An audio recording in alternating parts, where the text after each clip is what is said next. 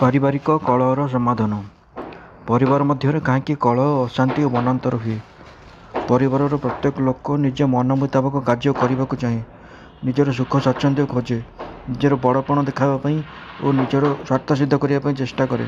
ଏହିସବୁ କାରଣରୁ ଅର୍ଥାତ୍ ବ୍ୟକ୍ତିଗତ ସ୍ୱାର୍ଥରୁ ପରିବାର ମଧ୍ୟରେ କଳହ, ମତାନ୍ତର ଓ ଅଶାନ୍ତି ଜାତ ହୁଏ। କୁକୁରମାନେ ପରସ୍ପର ମଧ୍ୟରେ ଖୁସିରେ ଖେଳନ୍ତି, କିନ୍ତୁ କେହି ଆଗରେ ରୁଟି ଖଣ୍ଡିଏ ପକାଇଦେଲେ ସେମାନେ କଳହ ଆରମ୍ଭ କରିଦିଅନ୍ତି। ରୁଟି ଖଣ୍ଡିକ କଳହର କାରଣ ନୁହେଁ, ପ୍ରକୃତ କାରଣ ହେଉଛି ବ୍ୟକ୍ତିଗତ ସ୍ୱାର୍ଥ। କୁଟୁମ୍ବ ମଧ୍ୟରେ ରହି ଯେ କେବଳ ନିଜର ସୁଖ ସ୍ୱାଚ୍ଛନ୍ଦ୍ୟ ଚାହେଁ, ସେ କୁଟୁମ୍ବର ଲୋକ ନ ହୋଇ ଏକ ପୃଥକ୍ ବ୍ୟକ୍ତି ଭାବରେ ରହେ। ଯେ କୁଟୁମ୍ବର ବଡ଼ ଛୋଟ ସମବୟସ୍କ ସଭିଙ୍କ ମଙ୍ଗଳ ଚାହେଁ ଓ ତଦନୁସାରେ କାର୍ଯ୍ୟ କରେ, ସେ ପ୍ରକୃତରେ କୁଟୁମ୍ବର ଲୋକ। ନିଜର କର୍ତ୍ତବ୍ୟ ପାଳନ କରି ଅନ୍ୟମାନଙ୍କର ଅଧିକାର ରକ୍ଷା କଲେ ଓ ଏବଂ ଅନ୍ୟମାନଙ୍କୁ ଆଦର ସତ୍କାର କଲେ, ସେମାନଙ୍କୁ ସୁଖ ଓ ସୁବିଧା ଦେଲେ କୁଟୁମ୍ବରେ ଶାନ୍ତି ସ୍ଥାପିତ ହୁଏ। ଭାଇ ଭାଇ ନିଜ ମଧ୍ୟରେ କଳହ କଲେ ମାତାପିତା କ'ଣ କରିବେ? ମାତାପିତା ନ୍ୟାୟୋଚିତ କଥା କହିବେ। ସାନ ପୁଅକୁ କହିବେ, ଭରତ, ଲକ୍ଷ୍ମଣ, ଶତ୍ରୁଘ୍ନ ଶ୍ରୀରାମଙ୍କୁ ଯେପରି ଆଦର ସମ୍ମାନ କରୁଥିଲେ ଏବଂ ଭୀମ, ଅର୍ଜୁନ ପ୍ରଭୃତି ବଡ଼ ଭାଇ ଯୁଧିଷ୍ଠିରଙ୍କ ପ୍ରତି ଯେପରି ଶିଷ୍ଟାଚାର ପ୍ରଦର୍ଶନ କରୁଥିଲେ, ତୁମେ ସେପରି ବ୍ୟବହାର କର। ବଡ଼ ପୁଅକୁ କହିବେ, ସାନ ଭାଇମାନଙ୍କ ପ୍ରତି ଶ୍ରୀରାମ ଯେପରି ପ୍ରୀତିପୂର୍ଣ୍ଣ ବ୍ୟବହାର କରୁଥିଲେ, ଯୁଧିଷ୍ଠିର ଯେପରି ସାନ ଭାଇଙ୍କ ପ୍ରତି ସ୍ନେହ ଶ୍ରଦ୍ଧା ଦେଖାଉଥିଲେ, ତୁମେ ତାହା ଅନୁକରଣ କର। ଭାଇ ଭଉଣୀ ନିଜ ମଧ୍ୟରେ କଳହ କଲେ ମାତାପିତା କ'ଣ କରିବେ? ମାତାପିତା ଝିଅର ପକ୍ଷ ନେବେ, କାରଣ ସେ ଅଳ୍ପ ଦିନ ପାଇଁ ଆସି ଘରେ ରହିବ। ସେ ଦାନ ପାଇବାର ପାତ୍ରୀ ଓ ଅତି ଆଦରଣୀୟ। ପୁଅ ଘରର ମାଲିକ ହେବ, ସେ ହିଁ ଘରେ ରହିବ। ଏକାନ୍ତରେ ପୁଅକୁ ବୁଝାଇବା ଉଚିତ। ପୁଅ ଭଉଣୀକୁ ହତାଦର କର ନାହିଁ। ସେ ଏଠାରେ ସବୁଦିନ ରହିବ ନାହିଁ, ତା ଘରକୁ ଚାଲିଯିବ। ତୁ ଏହି ଘରର ମାଲିକ ହେବୁ। ଭାଇଠାରୁ ଆଶା ରଖିବା ଭଉଣୀ ପକ୍ଷରେ ଉଚିତ ନୁହେଁ। ଭାଇ ଯେତିକି ଦେବ ସେ ସେଥିରୁ ଅଳ୍ପ ନେବା ଲାଗି କହିବ। ସେ ବୁଝିବା ଉଚିତ ଯେ ଭାଇ ଘରୁ ନେଇ ସେ ନିଜ ଘର କେତେ ଦିନ ଚଳାଇବ? ନିଜ ଘର ପାଇଁ ନିଜକୁ ପରିଶ୍ରମ କରିବାକୁ ପଡ଼ିବ। ପୁଅ ବୋହୂ ନିଜ ମଧ୍ୟରେ କଳହ କଲେ ମାତାପିତାଙ୍କ କର୍ତ୍ତବ୍ୟ କ'ଣ? ମାତାପିତା ଉଭୟଙ୍କୁ ବୁଝାଇବେ, ଆମେ ଆଉ କେତେ ଦିନ ବଞ୍ଚିବୁ? ତୁମେ ଦୁହେଁ ଏହି ଘରର ମାଲିକ। ତୁମେ ଯଦି ପରସ୍ପର କଳହ କରିବ, କିଏ ପରିବାରକୁ ପାଳନ କରିବ? ଘରର ସବୁ ଭାର ତୁମ ଦୁହିଁଙ୍କ ଉପରେ ରହିଛି। ପୃଥକ୍ ଭାବରେ ପୁଅକୁ ବୁଝାଇବା ଉଚିତ। ପୁଅ, ତୋର ସ୍ତ୍ରୀ ନିଜର ମାତାପିତା ପ୍ରଭୃତିଙ୍କୁ ତ୍ୟାଗ କରି ତୋ ନିମନ୍ତେ ଏଠାକୁ ଆସିଛି। ତୁ ନିଜ ପିତାଙ୍କ ଗୃହର ଅଧିକାର ଧରି ବସିଛୁ। ତୁ କିଛି ତ୍ୟାଗ କରିନାହୁଁ। ଏହି ତ୍ୟାଗମୂର୍ତ୍ତି ପତ୍ନୀକୁ ତନ ମନ ଧନ ବିନିମୟରେ ପ୍ରସନ୍ନ ରଖିବା ତୋର କର୍ତ୍ତବ୍ୟ ଅଟେ। ମାତ୍ର ମନେ ରଖ, ତୁ ପତି ବା ପାଳକ ଅଟୁ। ତୁ ପତ୍ନୀର ଦାସ ବା ବୋଲକରା ଯେପରି ହୋଇ ନ ଯାଉ। ତାର ହିତ ପାଇଁ ଅନାସକ୍ତ ହୋଇ କାର୍ଯ୍ୟ କରିବୁ। ଜୀବର ହିତ ସାଧନ କରିବା ମନୁଷ୍ୟର କର୍ତ୍ତବ୍ୟ। ତୁ ନିଜ ସ୍ତ୍ରୀର ହିତ କରି ନ ପାରିଲେ ସଂସାରରେ ଆଉ କ'ଣ କରିପାରିବୁ? ମାତାପିତା ବୋହୂକୁ ମଧ୍ୟ ବୁଝାଇବା ଉଚିତ। ଆରେ ମା, ସ୍ୱାମୀ ପାଇଁ ତୁ ନିଜର ମାତା, ପିତା, ଭାଇ, ଭାଉଜ ଆଦି ସମସ୍ତଙ୍କୁ ତ୍ୟାଗ କରିଛୁ। ଯଦି ତାହାର ମଧ୍ୟ ସୁଖ ଓ ସେବା କରିପାରିବୁ ନାହିଁ, ତାହେଲେ ଆଉ କ'ଣ କରିପାରିବୁ? ସମୁଦ୍ର ପାର କରି ଆସିଛୁ, ଅଥଚ କୂଳରେ ବୁଡ଼ି ମରିବୁ। ଏହା କେଡ଼େ ଲଜ୍ଜାର ବିଷୟ। ପାତିବ୍ରତ୍ୟ ତୋର ମୁଖ୍ୟ ଧର୍ମ। ନଣନ୍ଦ ଭାଉଜ ମଧ୍ୟରେ କଳହ ହେଲେ ମାତାପିତା କ'ଣ କରିବେ? ମା ଝିଅକୁ ବୁଝାଇ କହିବ, ଝିଅ, ତୋର ଭାଉଜ କିଛି କହିଲେ ତା କଥାକୁ ଧରିବୁ ନାହିଁ। ସେ ଘରର ଗୃହିଣୀ। ତାକୁ ମୋ ଠାରୁ ଅଧିକ ଆଦର କରିବୁ।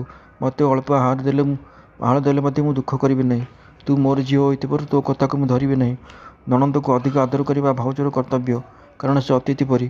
ନଣନ୍ଦର ପିଲାମାନଙ୍କୁ ନିଜ ପିଲାଙ୍କ ଅପେକ୍ଷା ଅଧିକ ସ୍ନେହ କରିବା ଉଚିତ। ପିଲାମାନେ ଖୁସି ହେଲେ ମା ଖୁସି ରହିବ। ଏହାଛଡ଼ା ନଣନ୍ଦକୁ ମଧ୍ୟ ଖୁସି ରଖିବା ଉଚିତ। ଅନ୍ୟକୁ ଆନନ୍ଦରେ ରଖିଲେ ନିଜର ଉଦ୍ଧାର ହୋଇପାରିବ। ଝିଅ ପ୍ରତି ଅଧିକ ମମତା ରଖି ମା ଝିଅକୁ କିଛି ଦେବା ବେଳେ ଝିଅ ନେବା ଉଚିତ ନୁହେଁ। ସେ ମାକୁ କହିବ, ଭାଉଜ ଯାହା ଦେବେ ତାହା ମୁଁ ନେବି। ତୁ ମୋତେ ଦେଲେ ଭାଉଜ ଭଲ ପାଇବେ ନାହିଁ। ତୁମ ଦୁହିଁଙ୍କ ମଧ୍ୟରେ ମନାନ୍ତର କରିବା ପାଇଁ ମୁଁ ଏ ଘରକୁ ଆସିନାହିଁ। ତୋଠାରୁ ନେଲେ ଅଳ୍ପ ଦିନ ପାଇଁ ନେବି, କିନ୍ତୁ ଭାଉଜଙ୍କଠାରୁ ସବୁଦିନ ପାଇଁ ମିଳିବ। ତେଣୁ ସବୁ ଦୃଷ୍ଟିରୁ ଭାଉଜଙ୍କ ହାତରୁ ନେବା ଭଲ। ବଡ଼ ଭାଇ ମାତାପିତାଙ୍କ ସହିତ କଳହ କଲେ ସାନ ଭାଇମାନେ କ'ଣ କରିବେ? ସାନ ଭାଇ ବଡ଼ ଭାଇର ଚରଣରେ ପ୍ରଣାମ କରି କହିବେ, ଭାଇ, ତୁମେ ଏପରି ବ୍ୟବହାର କଲେ ଆମେ କାହାକୁ ଆଦର୍ଶ ମାନିବୁ? ଆମ ପ୍ରତି କୃପା ରଖି ବାପା ମା'ଙ୍କୁ ଆଦର ସମ୍ମାନ କର। ଏପରି କଲେ ଦୁଇ ପ୍ରକାର ଲାଭ ହେବ।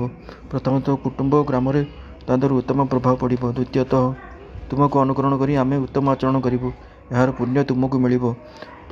ତେଣୁ ତୁମ ଆଚରଣ ଆଦର୍ଶ ହେବା ଉଚିତ। ତୁମେ ଆମର ପିତା ସଦୃଶ। ତେଣୁ ତୁମକୁ ନିବେଦନ କରିବା ଛଡ଼ା ଆମେ ଅଧିକ କ'ଣ କରିପାରିବୁ?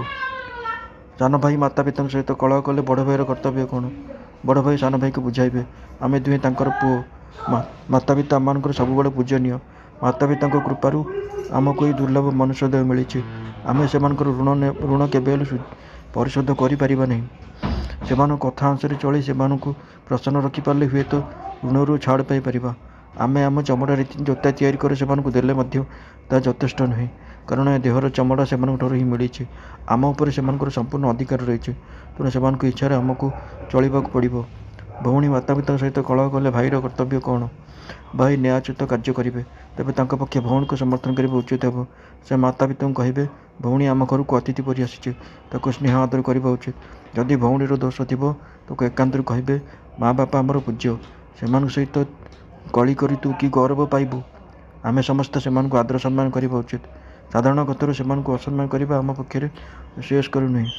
ସାନ ଭାଇ ଭାଉଜ ସହିତ କଳି କଲେ ବଡ଼ ଭାଇର କର୍ତ୍ତବ୍ୟ କ'ଣ? ବଡ଼ ଭାଇ ସାନ ଭାଇକୁ ଧମକାଇ କହିବେ, ତୁ ଏପରି କରିବା ଠିକ୍ ନୁହେଁ। ଭାଉଜ ତୋର ମା ସଦୃଶ। ସୀତାଙ୍କ ସଙ୍ଗେ ଲକ୍ଷ୍ମଣ, ଭରତ, ଶତ୍ରୁଘ୍ନ କିପରି ବ୍ୟବହାର କରୁଥିଲେ ସେମାନଙ୍କ ଚରିତ୍ର ପଢ଼ି ତା ବିଚାର କର। ସେମାନଙ୍କ ଶ୍ରେଷ୍ଠ ବ୍ୟବହାରକୁ ହୃଦୟଙ୍ଗମ କରି ନିଜର ଭାବନାକୁ ନିର୍ମଳ କର। ତାହେଲେ ଭାଉଜ ପ୍ରତି ତୋର ବ୍ୟବହାର ମାର୍ଜିତ ହୋଇପାରିବ। ଦୁଇ ଯାଆ ପରସ୍ପର ମଧ୍ୟରେ କଳହ କଲେ ଭାଇମାନେ କ'ଣ କରିବେ? ସେମାନେ ନିଜ ନିଜ ପତ୍ନୀଙ୍କୁ ବୁଝାଇବେ। ସାନ ଭାଇ ନିଜ ସ୍ତ୍ରୀକୁ କହିବେ, ଦେଖ, ତୁମେ ବଡ଼ ଭାଇଙ୍କ ପିତୃତୁଲ୍ୟ ଓ ଭାଉଜଙ୍କ ମାତୃତୁଲ୍ୟ ସମ୍ମାନ କର। ନିଜ ସ୍ତ୍ରୀକୁ କହିବେ, ମୋର ସାନ ଭାଇ ତୁମ ପିତୃତୁଲ୍ୟ ଓ ତା'ର ପତ୍ନୀ କନ୍ୟା ତୁଲ୍ୟ ଅଟେ, ତେଣୁ ସେମାନଙ୍କୁ ଆଦର କର। ତୁମ ସାନ ଯାହା କିଛି କହିଲେ ମନକୁ ନିଅ ନାହିଁ, ତାକୁ କ୍ଷମା କର, କାରଣ ତୁମେ ତା'ଠାରୁ ବଡ଼। ତା'ର ଦୋଷ ସହି ନ ପାରିଲେ ତୁମେ କ'ଣ ବଡ଼ ହେଲ? ତା'ର ଦୋଷକୁ ସହି ତାକୁ ସ୍ନେହ କଲେ ତୁମର ସ୍ଥାନ ଉଚ୍ଚ ହେବ। କ୍ରୋଧ କରିବା ଲୋକ ଶେଷରେ ପରାଜିତ ହୁଏ। ଅନ୍ୟର କ୍ରୋଧକୁ ସହିବା ଲୋକର ବିଜୟ ହୁଏ। ଭାଇମାନେ ସ୍ତ୍ରୀମାନଙ୍କ କଳହକୁ ନିଜ ମନକୁ ନ ନେବା ପାଇଁ ଚେଷ୍ଟା କରିବେ। ସ୍ତ୍ରୀ ଲୋକମାନଙ୍କ ସହିବା ଶକ୍ତି କମ୍। ସେମାନେ ଛୋଟ ଛୋଟ ବିଷୟରେ ମତାନ୍ତର ସୃଷ୍ଟି କରନ୍ତି। ଏହା ବୁଝି ଭାଇମାନେ ନିଜ ନିଜ ମଧ୍ୟରେ କଳହ ନ କରିବାକୁ ସାବଧାନ ରହିବେ। ତା ସତ୍ତ୍ୱେ ସ୍ତ୍ରୀମାନେ ନିରନ୍ତର କଳହ କଲେ ଭିନ୍ନ ହୋଇଯିବେ। ସଦ୍ଭାବପୂର୍ବକ ରହିବା ହିଁ ଭିନ୍ନ ହେବାର ଉଦ୍ଦେଶ୍ୟ ହେବା ଉଚିତ। ଭିନ୍ନ ହୋଇ ମଧ୍ୟ ଯଦି ପୁଣି କଳହ କଲେ ଭିନ୍ନ ହେବାରୁ କି ଲାଭ ମିଳିଲା?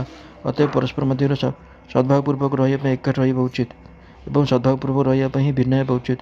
ଭିନ୍ନ ହୋଇ ମଧ୍ୟ ନିଜ ନିଜ ଭାଗ ପାଇଁ କଳହ କରିବେ ନାହିଁ। ବଡ଼ ଭାଇ ଯେତିକି ଦେବେ ସାନ ଭାଇ ତାହା ନେବ। ବଡ଼ ଭାଇର କର୍ତ୍ତବ୍ୟ ହେଉଛି ସେ ନିଜ ଦୃଷ୍ଟିରେ ସାନ ଭାଇକୁ ବେଶୀ ଦେବ, କାରଣ ସେ ସାନ ଓ ସ୍ନେହର ପାତ୍ର। ବଡ଼ ଭାଇ ନିଜ ଦୃଷ୍ଟିରେ ଅଧିକ ଦେଲେ ମଧ୍ୟ ଯଦି ସାନ ଭାଇ ତା ଦୃଷ୍ଟିରେ ଯଥୋଚିତ ମନେ ନ କରେ, ତେବେ ବଡ଼ ଭାଇ ସାନ ଭାଇର ଦୃଷ୍ଟିକୋଣକୁ ଆଦର ଦେବେ। ତ୍ୟାଗର ମହତ୍ତ୍ୱ ଅଧିକ। ତୁଚ୍ଛ ଜିନିଷପତ୍ର ପାଇଁ ରାଗଦ୍ୱେଷ କରିବା ବଡ଼ ଭୁଲ ଓ ନିର୍ବୋଧତା, କାରଣ ସବୁ ବସ୍ତୁ ଏଇଠି ରହିଯିବ, ଅଥଚ ରାଗଦ୍ୱେଷ ଆମ ସଙ୍ଗରେ ଯାଇ ଆମକୁ ପତନ ମୁହଁକୁ ଠେଲିଦେବ। ତେଣୁ ମନୁଷ୍ୟ ନିଜ ଅନ୍ତଃକରଣକୁ ଶୁଦ୍ଧ ରଖିବା ପାଇଁ ସବୁବେଳେ ପ୍ରଯତ୍ନ କରିବା ଉଚିତ। ସନ୍ତାନମାନେ ନିଜ ନିଜ ମଧ୍ୟରେ କଳହ କଲେ ଭାଇମାନେ କ'ଣ କରିବେ? ଯେତେଦୂର ସମ୍ଭବ ନିଜ ପୁତ୍ରର ପକ୍ଷ ନ ନେଇ ପୁତୁରାର ପକ୍ଷ ନେବେ। ପୁତ୍ର ଅନ୍ୟାୟ କରିଥିଲେ ଶାନ୍ତିପୂର୍ବକ ତାକୁ ବୁଝାଇବେ। ମୁଖ୍ୟ ଉଦ୍ଦେଶ୍ୟ ଯେ ନିଜର ସ୍ୱାର୍ଥ ଅଭିମାନକୁ ତ୍ୟାଗ କଲେ ସମସ୍ତଙ୍କ ସଙ୍ଗେ ଉତ୍ତମ ବ୍ୟବହାର ହୋଇପାରିବ। ମା ଓ ପତ୍ନୀ ଅର୍ଥାତ୍ ଶାଶୁ ଓ ବୋହୂ ପରସ୍ପର କଳହ କଲେ ପୁତ୍ରର କର୍ତ୍ତବ୍ୟ କ'ଣ? ଏହି ପରିସ୍ଥିତିରେ ପୁତ୍ର ବଡ଼ ଅସୁବିଧାରେ ପଡ଼େ। ମା'ର ପକ୍ଷ ନେଲେ ପତ୍ନୀ କାନ୍ଦେ। ପତ୍ନୀର ପକ୍ଷ ନେଲେ ମା ଦୁଃଖ ହୋଇ କହେ, ପୁଅ ଆଉ ମୋ ବଶରେ ନାହିଁ, ଏଣିକି ସେ ତା ପତ୍ନୀର ବଶବର୍ତ୍ତୀ ହୋଇଗଲାଣି। ଏ କ୍ଷେତ୍ରରେ ପୁଅ ମା'ର କଥା ରଖିବ ଓ ପତ୍ନୀକୁ ଏକୁଟିଆ ବେଳେ ବୁଝାଇବ। ତୁମ ପାଇଁ ଓ ମୋ ପାଇଁ ଏ ସଂସାରରେ ମା ଭଳି ଆଉ କେହି ଆଦରଣୀୟ ନାହାନ୍ତି। ସେ ଏହି ସଂସାରରେ ଆମ ଦୁହିଁଙ୍କର ପ୍ରକୃତ ହିତକାରିଣୀ। ମା ତୁମକୁ କଟୁ ବଚନ କହିଲେ ସୁଦ୍ଧା ହୃଦୟରେ କେବେ ହେଲେ ତୁମର ଅହିତ ଚାହାନ୍ତି ନାହିଁ। ଯଦି ତୁମେ ମୋତେ ସୁଖୀ ରଖିବାକୁ ଚାହୁଁଛ, ତାହେଲେ ମା'ଙ୍କୁ ସୁଖୀ କର। ପତ୍ନୀର ପ୍ରରୋଚନାରେ ପଡ଼ି ମା ଭଉଣୀକୁ ତିରସ୍କାର ଓ ଅପମାନ କରିବା ଓ ସେମାନଙ୍କ ସଙ୍ଗେ ଝଗଡ଼ା କରିବା ବଡ଼ ଅପରାଧ। ମା'ର କ୍ରୋଧ ଶାନ୍ତ କରିବାକୁ ପୁତ୍ର ଏକାନ୍ତରେ ବୁଝାଇବ। ମା ଏ ବିଚାରି ନିଜର ବାପା, ଭାଇ, ଭାଉଜ ସମସ୍ତଙ୍କୁ ଛାଡ଼ି ଏଠିକି ଆସିଛି। ଏହାର ଦୁଃଖ ଶୁଣିବାକୁ କେହି ନାହିଁ। ନିଜର ସୁଖ ଦୁଃଖ ସେ କାହାକୁ କହିବ? ତୁମେ ହିଁ ତା'ର ମା। ତା'ର ଦୋଷ ଥିଲେ କ୍ଷମା କରିବ। ସେ ତୁମ ମନରେ ଦୁଃଖ ଦେଲେ ମଧ୍ୟ କୃପାପୂର୍ବକ ସହନ କରିବ। ଆମେ ତା'ର ଆଶ୍ରୟ ନ ହେଲେ ସେ କେଉଁଆଡ଼େ ଯିବ? ବାଲ୍ୟକାଳରେ ତୁମ କୋଳରେ ମୁଁ କେତେଥର ଝାଡ଼ା ପରିସ୍ରା କରିଛି। ମୋତେ ନିଜର ଅଙ୍ଗ ବୋଲି ମାଣି ତୁମେ ସବୁବେଳେ କ୍ଷମା କରିଛ। ଦାନ୍ତ ଦ୍ୱାରା ଜିଭ କଟିଗଲେ ଜିଭ ଦାନ୍ତକୁ ଦୋଷ ଦିଏ ନାହିଁ। ସେପରି ଏହାର କୌଣସି ଦୋଷ ଥିଲେ ସବୁ ପ୍ରକାରେ କ୍ଷମା କରିବ। ମୁଁ ଯେପରି ତୁମ ଦେହର ଅଙ୍ଗ, ତାକୁ ମଧ୍ୟ ସେହିପରି ଭାବିବ। ଶାଶୁ ବୋହୂ ପରସ୍ପର କଳହ କଲେ ଶ୍ୱଶୁର କ'ଣ କରିବେ? ଶ୍ୱଶୁର ନିଜ ପତ୍ନୀକୁ ପ୍ରଥମେ ଦୋଷ ଦେବେ। ଶାଶୁକୁ ବୁଝାଇବେ ବୋଲି କହି ବୋହୂକୁ ଆଶ୍ୱାସନା ଦେବେ। ଏକାନ୍ତରେ ପତ୍ନୀକୁ କହିବେ, ଦେଖ, ତୁମେ ଏହାର ମା। ନିଜର ମାତା, ପିତା, ଭାଇ, ଭାଉଜ ଆଦି ସଭିଙ୍କୁ ଛାଡ଼ି ସେ ଆମ ଘରକୁ ଆସିଛି। ନିଜ ଝିଅ ଭଳି ଏହାକୁ ପାଳନ କରିବା ତୁମର କର୍ତ୍ତବ୍ୟ। ସେ ନିଜ ମନର ଦୁଃଖ ତୁମ ଛଡ଼ା ଆଉ କାହାକୁ କହିବ? ସେ କାହାକୁ ଆଶ୍ରା କରିବ? ଶ୍ୱଶୁର ବୋହୂକୁ ବୁଝାଇବେ, ଦେଖ ମା, ଶାଶୁ ସବୁବେଳେ ବୋହୂର ହିତ ଚାହେଁ। ପୁଅ ଜନ୍ମ ହେଉ ହେଉ ସେ ମନେ ମନେ କେତେ ଆଶା ରଖିଥାଏ ଯେ ବୋହୂ ଆସିବ ଓ ତା'ର ସେବା ଶୁଶ୍ରୂଷା କରିବ, ତା କଥା ମାନିବ। ଏପରି ଆଶା ରଖିଥିବା ଶାଶୁ କ'ଣ ବୋହୂର ଅହିତ କାମନା କରିପାରିବ? ଏବେ ତୋର ପିଲାବେଳ। ଶାଶୁ କଥା ତୋତେ ଖରାପ ଲାଗୁଛି। ତୁ ମା ବାପାଙ୍କୁ ଛାଡ଼ି ଏଠିକି ଆସିଲୁ। ତେବେ କ'ଣ ଜଣେ ଶାଶୁକୁ ସୁଖୀ ରଖିପାରିବ ନାହିଁ? ସେ କେତେ ଦିନ ବା ବଞ୍ଚିବ? ତୁ ଏ ଘରର ମାଲିକାଣୀ। ବାହାର ଲୋକ ତୁମ ଦୁହିଁଙ୍କ କଳିତରାଳ ଶୁଣି ତୋତେ ହିଁ ଦାୟୀ କରିବେ। ତେଣୁ ତୁ ଏପରି ବ୍ୟବହାର କରିବୁ ଯାହାଦ୍ୱାରା ତୋର ଶାଶୁ ସବୁବେଳେ ପ୍ରସନ୍ନ ରହିବ। କେତେବେଳେ ତୋ ମୁହଁରୁ କଟୁ ବଚନ ବାହାରିଗଲେ ଶାଶୁଙ୍କ ପାଦ ତଳେ ପଡ଼ି କ୍ଷମା ମାଗିବୁ। ଏହା କଲେ ତୋ ଶାଶୁ ଉପରେ ଉତ୍ତମ ପ୍ରଭାବ ପଡ଼ିବ ଏବଂ ଘରର ଶୋଭା ବଢ଼ିବ। ତୁ ଖରାପ ହେଲେ ସମଗ୍ର ପରିବାର ଅଶାନ୍ତ ହେବ। ସାରା ପରିବାର ପାଇଁ ତୁ କାହିଁକି ବୃଥାଟାରେ ଦାୟୀ ହେବୁ? ତେଣୁ ଗୁରୁଜନଙ୍କ ଆଜ୍ଞା ପାଳନ କର। ସକାଳ ଓ ସନ୍ଧ୍ୟାରେ ସେମାନଙ୍କ ଚରଣ ସ୍ପର୍ଶ କର। ଶାଶୁ କିଛି କଟୁ ବଚନ କହିଲେ ସାଙ୍ଗେ ସାଙ୍ଗେ ଉତ୍ତର ନ ଦେଇ ଅନ୍ୟ ସମୟରେ ତାଙ୍କୁ ବୁଝାଇ ଦେବୁ। ସେ ବୁଝନ୍ତୁ ବା ନ ବୁଝନ୍ତୁ ସେଥିରେ ତୋତେ ଦୋଷ ଲାଗିବ ନାହିଁ। ପିତାମାତା ପରସ୍ପର କଳହ କଲେ ପୁତ୍ର କ'ଣ କରିବ? ଯେତେଦୂର ସମ୍ଭବ ପିତାଙ୍କ ଅଜ୍ଞାତରେ ସେ ମାଆଙ୍କ ପକ୍ଷ ନେବ। ସେ ପିତାଙ୍କୁ କହିବ, ବାପା, ଆପଣ ଆମ ଘରର ମୁରବୀ। ମା ନିଜ ମନର କଥା ଆପଣଙ୍କୁ ହିଁ କହିବ। ଆପଣଙ୍କ ଛଡ଼ା ଆଉ କିଏ ବା ତା କଥା ଶୁଣିବ? ବିବାହ ବେଳେ ଆପଣ ଅଗ୍ନି ଓ ପୁରୋହିତଙ୍କୁ ସାକ୍ଷୀ ରଖି ଯେଉଁ ବଚନ ଦେଇଥିଲେ ତାହା ପାଳନ କରିବା ଉଚିତ। ମା ତାର ପ୍ରତିଜ୍ଞା ପାଳନ କରୁ ବା ନ କରୁ ଏଥିପ୍ରତି ବିଚାର ନ କରି ଆପଣ ନିଜର କର୍ତ୍ତବ୍ୟ କରିବା ଉଚିତ। ଆପଣ ମର୍ଯ୍ୟାଦା ରକ୍ଷା କଲେ ମୋର ଓ ମା'ର ଲୋକପରଲୋକରେ ମଙ୍ଗଳ ହେବ। ଆପଣ ଆମ କଥା ନ ବୁଝିଲେ ଆଉ କିଏ ବୁଝିବ? ମୁଁ ଆପଣଙ୍କୁ ଉପଦେଶ ଦେଉନାହିଁ, କେବଳ ସ୍ମରଣ କରାଇ ଦେଉଛି। ମୁଁ କୌଣସି ଅନୁଚିତ ବଚନ କହୁଥିଲେ ମୋତେ କ୍ଷମା ଦେବେ। ଭୃଗୁ ଲାତ ମାରିବାରୁ ବିଷ୍ଣୁ ଭଗବାନଙ୍କର କିଛି ହାନି ହେଲା ନାହିଁ। ବାସ୍ତବରେ ତାଙ୍କ ମହତ୍ତ୍ୱ ବଢ଼ିଲା। ତେଣୁ ଆପଣ ନିଜେ ବିଚାର କରନ୍ତୁ। ଆପଣ ତ ସବୁ କଥା ଜାଣନ୍ତି, ମୁଁ କ'ଣ ବା ବୁଝାଇବି? ପରିବାରର ପ୍ରତ୍ୟେକ ବ୍ୟକ୍ତି ନିଜ ଅଧିକାରକୁ ତ୍ୟାଗ କରି ଅନ୍ୟର ଅଧିକାର ରକ୍ଷା କଲେ ଗୃହରେ କଳହ ହୁଏ ନାହିଁ। ବ୍ୟକ୍ତି ନିଜେ ଯେପରି ଆଦର ସମ୍ମାନ ଚାହେଁ ଅନ୍ୟମାନଙ୍କ ମଧ୍ୟରେ ସେପରି ଦେବା ଉଚିତ। ଶାଶୁ ପୁତ୍ରର ପକ୍ଷ ନେଇ ବୋହୂକୁ ହଇରାଣ କଲେ ବୋହୂ କ'ଣ କରିବ? ବୋହୂ ବୁଝିବା ଉଚିତ, ମୁଁ ଅନ୍ୟ ଘରୁ ଆସିଛି। ଏମାନେ ଏହି ଘରର ଅଧିକାରୀ। ଏମାନେ ଯାହା କହିବେ ଓ କରିବେ ମୁଁ ସେଥିରେ ସମ୍ମତ ହେବା ଆବଶ୍ୟକ। ଏମାନଙ୍କ ଭାବନାକୁ ନେଇ ମୁଁ ଚଳିବି। ଏମାନେ ଯେମିତି ଖୁସି ହେବେ ମୁଁ ସେହି କାମ କରିବି। ବୋହୂ ସଙ୍ଗେ ଶାଶୁ ଦ୍ୱେଷ ନ କରି ଉତ୍ତମ ବ୍ୟବହାର କରିବା ଉଚିତ। ସେ ନିଜ ଭାବନାକୁ ଖରାପ ନ କରି ଭଗବାନଙ୍କୁ ଡାକିବା ଉଚିତ। ହେ ପ୍ରଭୁ, ଏମାନଙ୍କୁ ସଦ୍ବୁଦ୍ଧି ଦିଅ ଓ ମୋତେ ସହିବାର ଶକ୍ତି ଦିଅ। ସ୍ୱାମୀ ଓ ଶ୍ୱଶୁର ପରସ୍ପର ମଧ୍ୟରେ କଳହ କଲେ ବୋହୂ କ'ଣ କରିବ? ନିଜର ସ୍ୱାମୀକୁ ବୁଝାଇବ। ବାପା ଏ ଘରର ଅଧିକାରୀ ଅଟନ୍ତି। ଧନ ସମ୍ପତ୍ତି, ଘର, ବୈଭବ ଆଦି ସେ ଅର୍ଜନ କରିଛନ୍ତି। ତୁମ ମାଆଙ୍କୁ ମଧ୍ୟ ସେ ଆଣିଛନ୍ତି। ତେଣୁ ସବୁ ପ୍ରକାର ତାଙ୍କୁ ସମ୍ମାନ କରିବା ଉଚିତ। ତାଙ୍କ କଥା ଶୁଣିବା ନ୍ୟାୟ ଓ ଧର୍ମ କର୍ତ୍ତବ୍ୟ। ତୁମେ ତାଙ୍କ ସମ୍ପତ୍ତିର ସ୍ୱାଭାବିକ ଉତ୍ତରାଧିକାରୀ। ସେ ଯାହା କହିଲେ ବି ତୁମେ ତାଙ୍କ କଥା ମାନିବା ଉଚିତ। ତୁମେ ଶରୀର, ମନ, ବାଣୀ ଆଦି ଦ୍ୱାରା ତାଙ୍କୁ ସମ୍ମାନ ଦେବା ଉଚିତ। କ୍ରୋଧବଶତଃ ସେ କିଛି କଟୁ ବଚନ କହିଲେ ସୁଦ୍ଧା ତାଙ୍କୁ ସବୁଠୁ ହିତ କାହିଁକି ମଣିବ? ତାଙ୍କ ମନରେ ଦୁଃଖ ଦେବ ନାହିଁ। ମୁଁ ମଧ୍ୟ କିଛି ଅନୁଚିତ କଥା କହିଲେ ତାହା ନ ଶୁଣି ପିତାଙ୍କ ଆଦେଶକୁ ଶିରୋଧାର୍ଯ୍ୟ କରିବ। ସ୍ୱାମୀ ଓ ପୁତ୍ର ପରସ୍ପର ମଧ୍ୟରେ କଳହ କଲେ ସ୍ତ୍ରୀର କର୍ତ୍ତବ୍ୟ କ'ଣ? ସ୍ତ୍ରୀ ସ୍ୱାମୀଙ୍କ ପକ୍ଷ ନେବ ଓ ପୁତ୍ରକୁ ବୁଝାଇବ, ପୁଅ, ତୋର ବାପା ଯାହା କହୁଥାନ୍ତି ପଛେ ବାସ୍ତବରେ ତାଙ୍କ ହୃଦୟରେ ତୋ ପ୍ରତି ହିତ ଭାବନା ରହିଛି। ସେ ତୋର ଅହିତ କରନ୍ତି ନାହିଁ ଏବଂ କେହି ତୋର ଅହିତ କଲେ ସେ ତାହା ସହନ୍ତି ନାହିଁ। ଏହା ହୃଦୟଙ୍ଗମ କରି ପିତାଙ୍କ ସେବାରେ ତତ୍ପର ରହ। ମୋତେ ପଛେ ହତାଦର କର କିନ୍ତୁ ପିତାଙ୍କୁ ସେପର୍ଯ୍ୟନ୍ତ ଆଦର କର। ବାସ୍ତବରେ ସେ ଆମର ମୁରବୀ ଓ ଦେବତା ଅଟନ୍ତି। ମୋତେ ହତାଦର କଲେ ମୁଁ ତା ପ୍ରତି କ୍ଷୁବ୍ଧ ହେବ ନାହିଁ। ପରନ୍ତୁ ତୋର ପିତା ଅସନ୍ତୁଷ୍ଟ ହେବା ଉଚିତ ନୁହେଁ। ତାଙ୍କୁ ପ୍ରସନ୍ନ ରଖିବା ଆମ ସମସ୍ତଙ୍କର କର୍ତ୍ତବ୍ୟ। ପତ୍ନୀ ଓ ପୁତ୍ର ପରସ୍ପର ମଧ୍ୟରେ କଳହ କଲେ ଗୃହସ୍ୱାମୀ କ'ଣ କରିବେ? ସେ ବୁଝାଇବେ, ପୁଅ, ମାଆକୁ ପ୍ରସନ୍ନ ରଖିବା ତୋର ବିଶେଷ କର୍ତ୍ତବ୍ୟ। ସଂସାରରେ ଯେତେ ସମ୍ବନ୍ଧ ଅଛି ମାଆର ସମ୍ବନ୍ଧ ସବୁଠାରୁ ଉଚ୍ଚରେ। ତେଣୁ ନିଜ ସ୍ତ୍ରୀର ବଶୀଭୂତ ହୋଇ ମାଆ ମନରେ ଦୁଃଖ ଦିଅ ନାହିଁ। ପତ୍ନୀକୁ କହିବା ଉଚିତ, ତୁମେ ପୁତ୍ରକୁ ଗର୍ଭରେ ଧରିଛ, ଜନ୍ମ ଦେଇଛ, କ୍ଷୀର ପିଆଇଛ ଏବଂ କୋଳରେ ଝାଡ଼ା ପରିସ୍ରା କରିଥିଲେ ମଧ୍ୟ ତାକୁ ପ୍ରସନ୍ନତାର ସହିତ ସଫା କରିଛ। ଏବେ ଯଦି ସେ କଟୁ ବଚନ କହେ ତଥାପି ପ୍ରିୟ ପୁତ୍ର ବୋଲି ଭାବି ତାକୁ କ୍ଷମା ଦିଅ।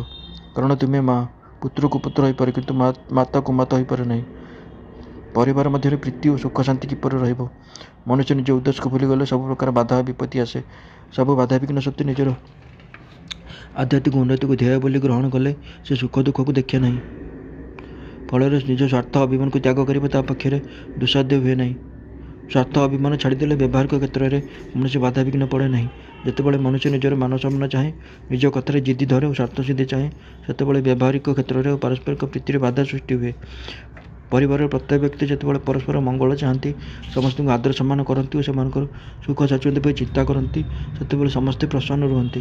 କେହି ଅପ୍ରସନ୍ନ ହେଲେ ସୁଦ୍ଧା ଭବିଷ୍ୟତରେ ସେ ବିଚାର କରି ବୁଝିପାରେ ଯେ ସେ ନିଜେ ଭୁଲ କରିଛି। ତା'ର ଅପ୍ରସନ୍ନତା ସ୍ଥାୟୀ ରହେ ନାହିଁ। ଖେଳରେ ମାତି ପିଲାମାନେ ପଢ଼ିବାକୁ ଚାହାନ୍ତି ନାହିଁ, ପରେ ଭୁଲ ବୁଝିପାରନ୍ତି। ସେପରି ଭଲ ଉପଦେଶକୁ କୌଣସି ବ୍ୟକ୍ତି ବୁଝି ନ ପାରିଲେ ମଧ୍ୟ ଭବିଷ୍ୟତରେ ନିଶ୍ଚୟ ବୁଝିପାରିବ। କେହି ବୁଝୁ ବା ନ ବୁଝୁ ଆମେ ଉଚିତ ଉପଦେଶ ଦେଲେ ଆମ ମନରେ ସନ୍ତୋଷ ମିଳେ ଯେ ଅନ୍ୟର ହିତ ପାଇଁ ଆମେ ଏପରି କହିଛୁ। ପରସ୍ପର ମଧ୍ୟରେ ପ୍ରୀତି ରହିଲେ ପରିବାରରେ ସୁଖ ଶାନ୍ତି ବିରାଜିତ ହୁଏ। ସ୍ୱାର୍ଥ ଅଭିମାନ ତ୍ୟାଗରୁ ସ୍ନେହ ପ୍ରୀତି ଉତ୍ପନ୍ନ ହୁଏ। ଅନେକ ସମୟରେ ଆମେ ଅନ୍ୟ ସହିତ ଶିଷ୍ଟ ବ୍ୟବହାର କଲେ ସୁଦ୍ଧା ସେ ସ୍ୱାର୍ଥର ବଶୀଭୂତ ହୋଇ ଆମ ପ୍ରତି କଟୁ ବଚନ ପ୍ରୟୋଗ କରେ ଓ ମନେ ମନେ ଅପ୍ରସନ୍ନ ହୁଏ। ଏହା ଦେଖି ଆମ ମନରେ ଦୁଃଖ ହୁଏ। ପ୍ରକୃତରେ ଆମ ମନରେ ସୁଖ ପାଇବାରେ ସୂକ୍ଷ୍ମ ଇଚ୍ଛା ଥିବାରୁ ହିଁ ଏପରି ଦୁଃଖ ହୁଏ। ଆମର ଉତ୍ତମ ବଚନ ଶୁଣି ଅନ୍ୟ ବ୍ୟକ୍ତି ତତ୍କାଳିକ ଭାବରେ ସୁଖୀ ବା ପ୍ରସନ୍ନ ହେଲେ ଆମକୁ ଏକ ପ୍ରକାର ସୁଖ ମିଳିଥାଏ। ଏହି ସୁଖର ଇଚ୍ଛା ଛାଡ଼ିଦେବା ଉଚିତ। ଅନ୍ୟମାନଙ୍କୁ ଆଦର ଓ ପ୍ରେମ କରିବା ଆମର କର୍ତ୍ତବ୍ୟ। ଆମର ଭାବନା ଓ ଆଚରଣର ପ୍ରଭାବ ଅନ୍ୟମାନଙ୍କ ଉପରେ ନିଶ୍ଚୟ ପଡ଼ିବ। କଠୋର ହୃଦୟର ବ୍ୟକ୍ତି ଉପରେ ସମ୍ଭବତଃ ପ୍ରଭାବ ପଡ଼ିନପାରେ। ତଥାପି ଆମେ ଯଥୋଚିତ କର୍ତ୍ତବ୍ୟ କଲୁ ଏହା ଭାବି ସନ୍ତୋଷ ଲାଭ କରିବା ଉଚିତ। ଆମ ସନ୍ତୋଷରୁ ପରିବାରରେ ସୁଖ ଶାନ୍ତି ବିରାଜମାନ କରିବ। ଦର୍ଶକ ବନ୍ଧୁ।